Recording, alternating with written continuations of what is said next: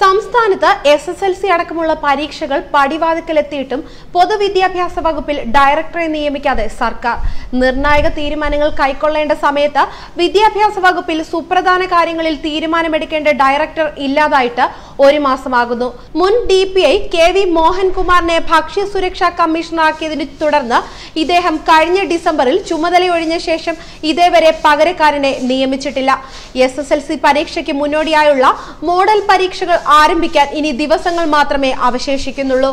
SSLC പരീക്ഷയ്ക്കുള്ള ചോദ്യപേപ്പറിന്റെയും മറ്റും നടപടിക്രമങ്ങൾ നടന്നു വരികയുമാണ്. ഈ സമയത്താണ് DPI ഇല്ലാതിരിക്കുന്നത്. അഡീഷണൽ DPIക്കാണ് ഇപ്പോൾ DPIയുടെ ചുമതല.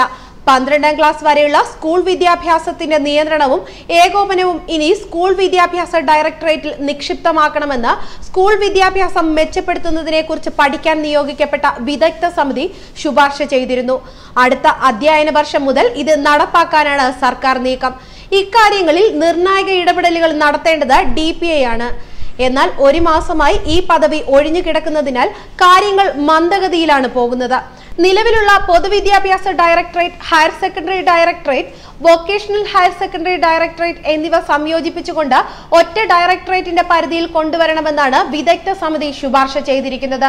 അടുത്ത അധ്യയന വർഷം ഇത് നടപ്പാക്കുമെങ്കിലും ഇതിനായുള്ള നടപടി ആരംഭിക്കേണ്ട സമയം ഇപ്പോൾ തന്നെ അതിക്രമിച്ചു. IAS ഉദ്യോഗസ്ഥരെയാണ് DPIമാരായി നിയമിക്കുന്നത്.